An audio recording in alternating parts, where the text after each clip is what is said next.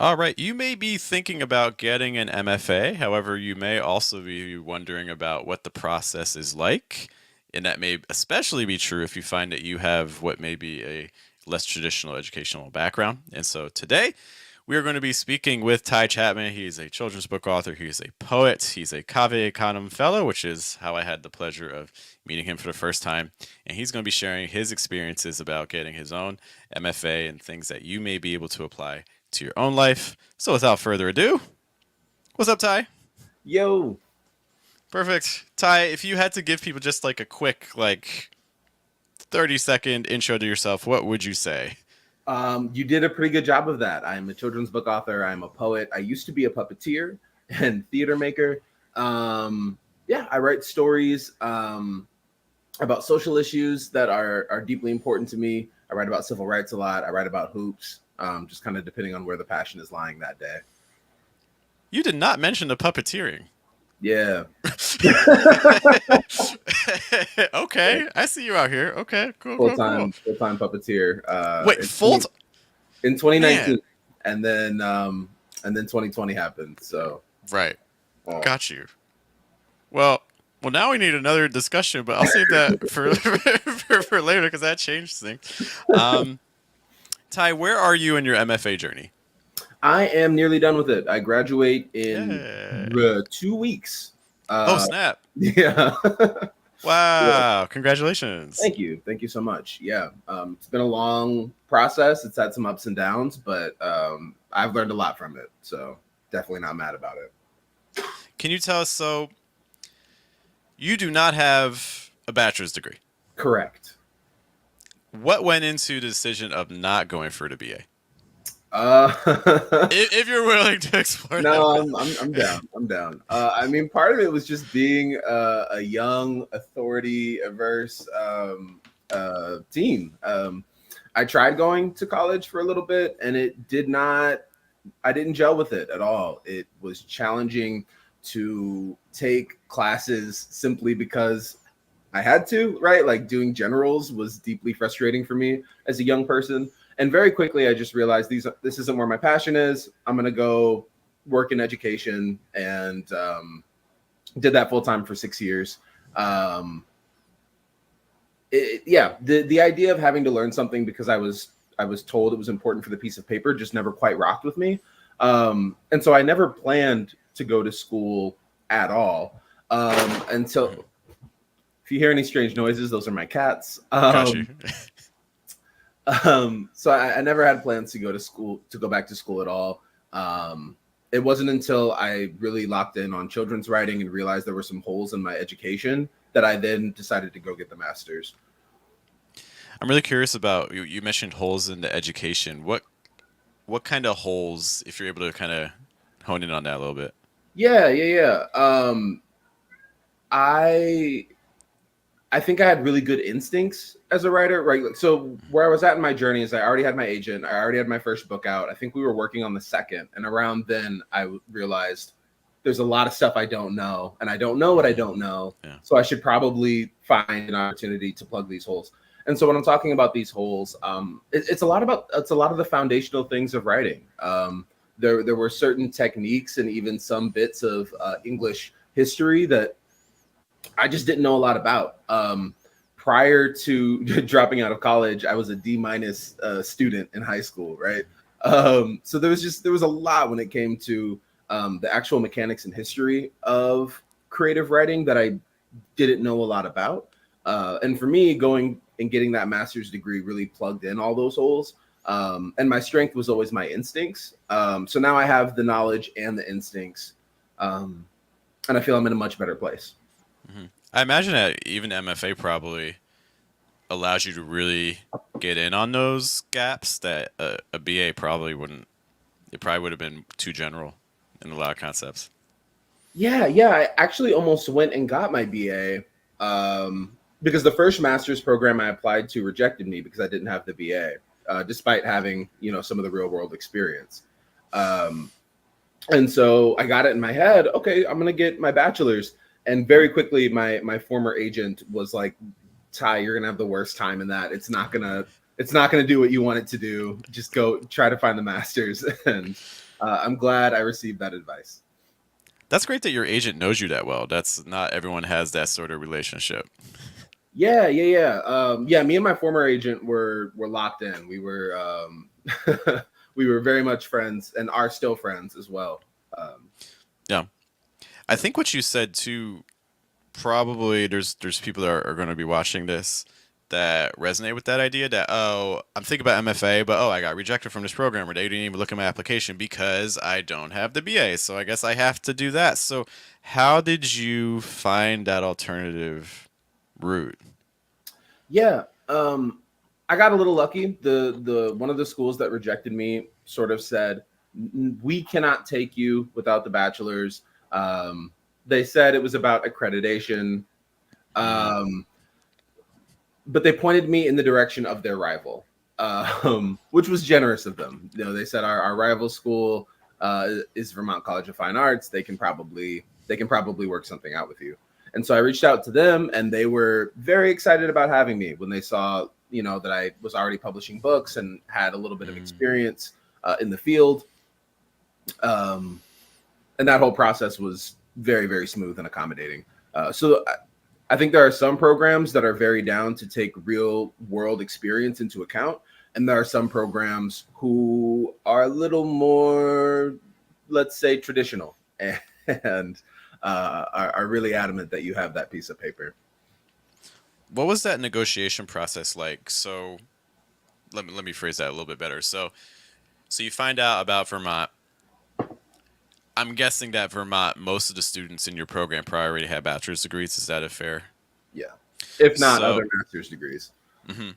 So when you're speaking with their admissions office, did they already kind of have a plan in place for like non-traditional students, or is this something that's really very much on a case-to-case kind of basis, do you think? I mean, I do want to say, right, I don't work in Vermont College of Fine Arts admin, so For sure. I don't know. But speculating, it didn't seem like it was their first rodeo, and I've heard tale of other people kind of going through there in a non-traditional with a non-traditional background. So I do think it's case by case. In that I was providing writing samples and doing a draft sort of working essay so that they could see what my critical thinking skills were like. And I was using my own manuscripts kind of as proof that I could write and that I knew a little bit of what I was doing. They also had me submit an artist CV. And so while I lacked certain accommodations, they were really intentional about asking to see my other accomplishments. Right. Yeah. Do, do you think that if you hadn't had that experience already there about, publishing books, working with agents and things like that, could you have seen this process becoming more difficult, or do you think you still would have had a chance? Understanding that you're not a representative from the school. Understanding that.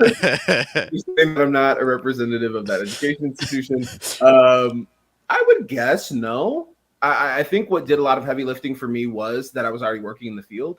And so, that can be a little daunting or discouraging for folks to hear, I think. But I think the takeaway there is within reason, right? Like if you want to be a doctor, you can't like go get experience Please operating on don't. people, please, right? please don't do that.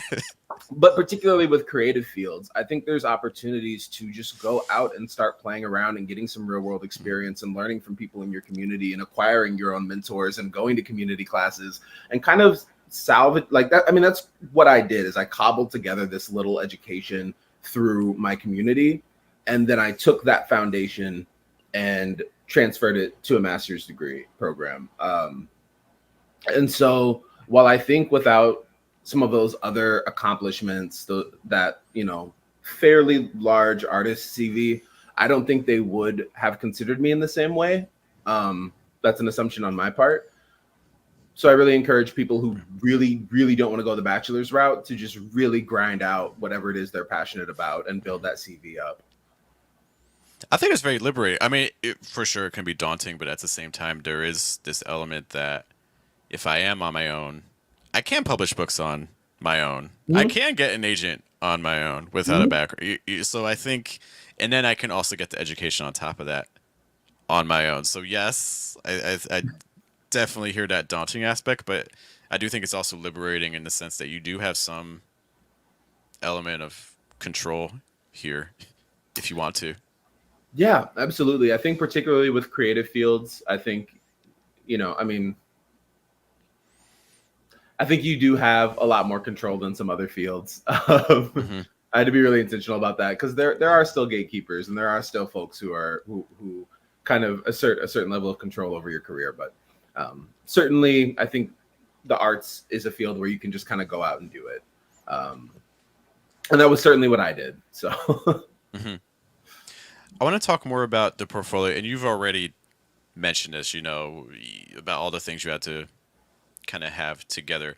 If you were, let's imagine you did not start the MFA program, but you were about to apply. mhm. What would you put together in a portfolio to demonstrate your work? Yeah.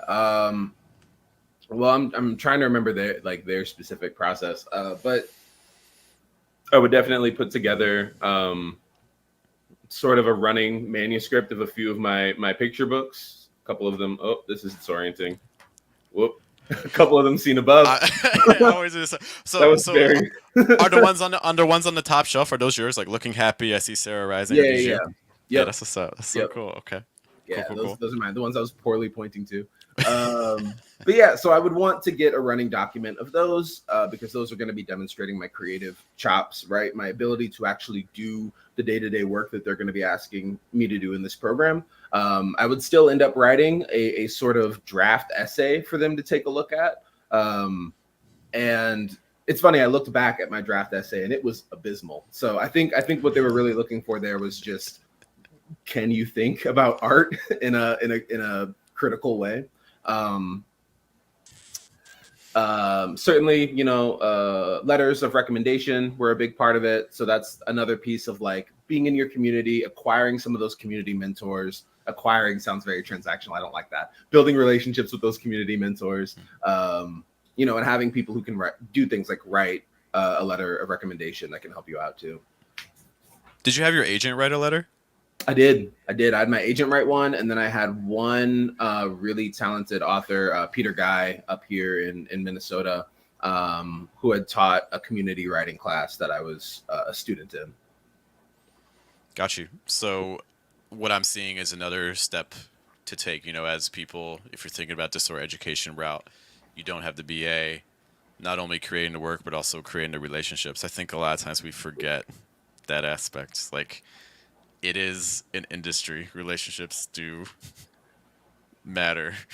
Yeah, Um, yeah, and I think a lot of people have different feelings about that. Like I've heard some people kind of say, that's why I self-publish is because it's too transactional. You need to have these relationships in order to do it. And I don't think there's anything wrong with that. I think that's a valid mhm, stance for people to have. mhm, Just to say that I think that's a little divisive for some people. It's mhm. ooh, I had a point, and that's a bad moment to lose my train of thought. Oh no! I, s- I do want to just kind of touch on that point, and maybe Yeah, it'll help you remember too. Like I think even when it comes to self-publishing, I mean, relationships are still we are yeah, we are social creatures. I think pursuing a relationship purely from a, you mentioned the word transactional, approach it from purely a transactional perspective. I certainly get the problematic aspect of that, but I think yeah, going into relationships, not necessarily assuming that something is going to come out of it. I mean, there's been it helps you, just meeting other people and knowing other people helps you as a person, like spiritually. I feel, hmm, and I think trying to approach those sorts of relationships, you never know where a conversation is going to take you. You yeah. never know where a conversation is going to take you. Absolutely. Absolutely. And even if it doesn't take you anywhere in particular, there are still things you can learn from those people. Being at Kave and being surrounded by writers, I learned so much just by being in conversation with people in like an authentic way. The point I was building to before that I forgot. I forget which writer said it. I want to say it was Stephen King. For all I like, it was definitely a successful white man author. So it could have been Neil Gaiman. It could have been somebody else.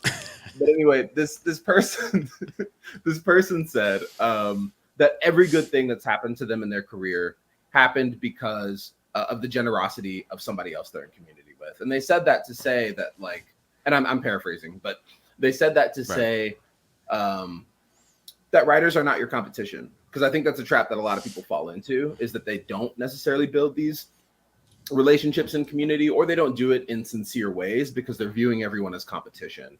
And so what this author, who I'm not sure who to accredit this quote to, but they were kind of speaking to, is that kind of what we're saying, right? Like, building out that community in a genuine way. That's how we uplift each other, is by having this network of community.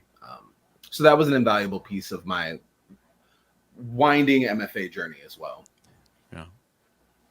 How would you let's speak more to that journey. How would you say the MFA has benefited you? Oh wow, yeah, tremendously. How specifically would I say? Sorry, I that's a mean, very what I, general question. no, not at all. There are multiple things it's given me, and so my brain immediately shot in multiple directions. Most tangibly, I think the MFA gave me an opportunity um, to have a safe space to just sort of play. I described the creative MFA and my program in particular as just kind of a sandbox where I was trying lots of different forms, and I wasn't married to the idea of selling them because I was just being a student, right? And so that's an inherently a different relationship to the work. I got to try graphic novels and verse novels and a fantasy novel and you know, I really just got the opportunity to play with lots of different forms and to really intentionally research different forms. And I found there was a lot, like, I became a better poet as I learned about graphic novels, and I became a better author, fiction writer, as I learned more about poetry. And so kind of having a program that allowed me to just kind of play with whatever toys I wanted to and not be too worried about if I break them was very beneficial to me. I think also having the structure of my program, it's a low residency, and so it's not we're in classes receiving all these lectures. It's more so you could kind of imagine it as a mentor or advisor kind of relationship where I'm writing 50 pages of creative work, I'm reading all these books, I'm writing these essays, and then I send in that packet of work into my advisor. And so just having that one-to-one relationship of someone who's really rocking with you throughout a semester and understands your work and understands what you're interested in doing, I found that very beneficial as well. I think when we're alone, it can be very easy to wonder if we're doing anything at all or if we're learning anything at all for all our trying. And so having that mentor kind of checking in with me on a monthly basis, introducing me to, again, like elements of writing history that I knew nothing about, elements of craft that I knew nothing about. I'm rambling, but that is because it was beneficial in so many ways. Mm-hmm. Why did you choose? What do you think are some of the advantages and the disadvantages of the low res? Mm. Hard to speak to because I haven't experienced the full res. Fair. But what I really enjoyed about it is it felt very similar to the publishing industry. As someone who was coming in already having publishing experience, I had already worked with an editor. I already knew what those relationships were like. The low residency model, or at least this low residency model, felt very much like the author-editor relationship, and that was just very conducive to how my life was already set up.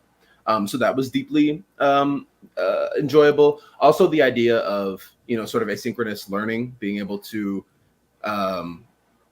do my class time, do my work, you know, between the hours of midnight and 5 a.m. if that's what I needed to do. If that was how it was, I didn't do that often, but if that's how it needed to fit into my life, I had the opportunity to do so. And being a full-time author and an educator, you know, doing school visits, just having a not really consistent and a little bit chaotic lifestyle, it really helped to have something that could sort of be amorphous and plug in where it needed to. And I also, while I love community and I love being around folks, I also really love my community here in Minneapolis. And And so not having to fully uproot myself for a program was also a big incentive. Any things that you didn't like as much about the experience, or things you found more challenging? um, I will say academia is complicated. Um, and any of the problems that I had more to do with administration and like the institutional level of things than any sort of frustration with the faculty or the program itself. For me, as a pretty independent thinker, someone who's very interested in learning more, someone who's interested in learning more at their own pace on their own time in ways that are beneficial to my weird little brain. Um, I found the actual like work and structure itself to be wonderful, and I have no complaints there. Oh.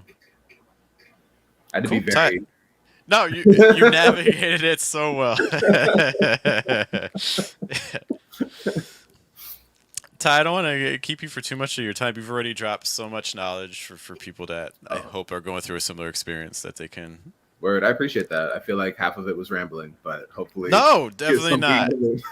Just Just wait till you see what the clips are going to be. No, I think it's super helpful. Word.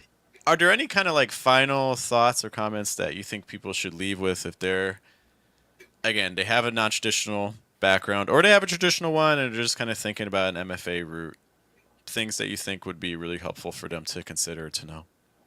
Yeah, I mean, I would say shoot your shot widely. That's obviously complicated when these applications have hefty fees attached to them. If you can talk to recruitment folks and have a relationship with them and maybe get those fees waived, that would allow you to kind of shoot your shot with more programs. But I would also say don't wait for the MFA to start learning. I think one of the things that behooved me in my weird little path I took was that I was always actively seeking new information, whether that was from my peers or from absolute strangers or from mentors or reading a craft book on my own. I was always already seeking that information. And so while I didn't have a lot of traditional education, I had some foundation going into the MFA. So my advice, I guess, is that like like publishing, it's a numbers game, and you're probably going to hear some no's before you hear yes, especially going the non-traditional route. I would also say don't wait for those institutions to pick you in order to start learning and doing the thing you care about. I just want to expand on one of the things that you mentioned. So let's say, again, I'm not in a program, I'm thinking about applying. Right now, it's just me. You mentioned mentors, and you mentioned, kind of, you didn't specifically say like community, but a lot of this is around like community, getting involved in poetry. How does that happen? That's fair. That's fair. What do I do? Go find community. Yeah. Easy, right? Yeah.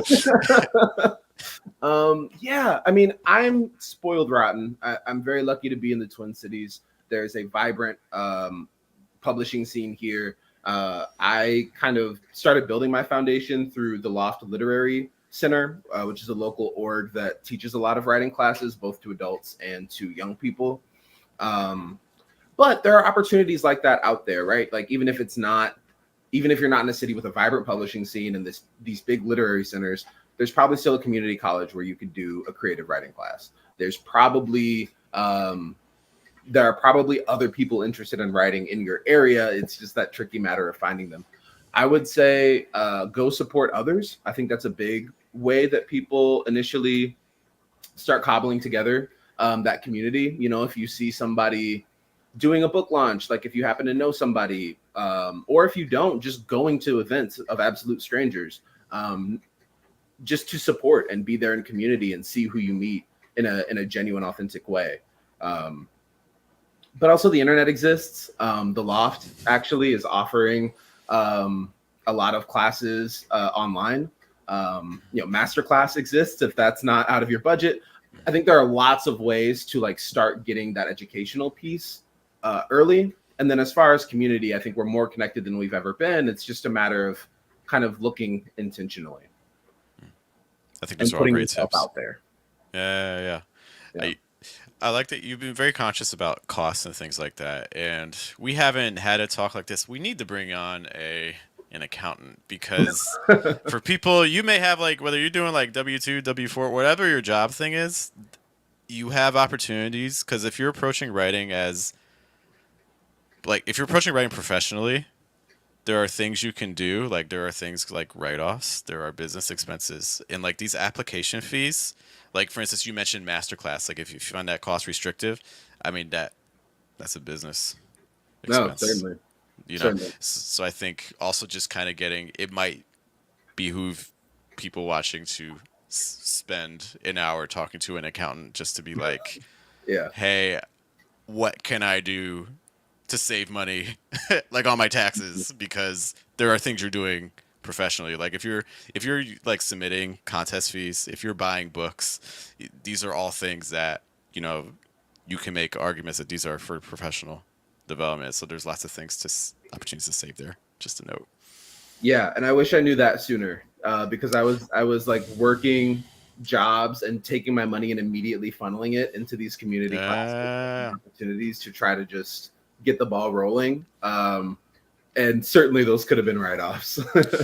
those could have been write-offs you know uh, like if you do like 100 poetry subs even just a traditional sub that's like $3 or $5 I mean you yep. know 300 500 if you're doing more than that you know $1,000 if you're doing contests you know we're talking hundreds if not thousands of dollars that you could be getting tax savings for so it's definitely worth I know it's not exciting stuff but like this is It's like important. it Very, is important and like for better or for worse is how the system's designed so yeah. if you may not want to play the game, but like this is one area of the game that can really benefit you Well, if you get educated. and you play the game or the game plays you. So, it, You know they're going to get their money regardless. So it's like, well, mhm, I might as well get as much as I can mhm. back. You know, um, and you just a little side tangent for people. Cool. Oh, T- Ty, any Oh, what's up, bud? Who are you? this is Alabaster. He just sort of crashed in my Alabaster. lap. Hey. What's up, Yeah, Alabaster? little Oh, buddy. Yeah. so friendly. Oh my gosh. Yeah, he's I'm very chill, very chill friend. I'm a cat person, but I'm very allergic to them, which is Oh, it's it's a tragic. bit it is that is a tragic mix. Yeah, it is a Yeah. tragic mix.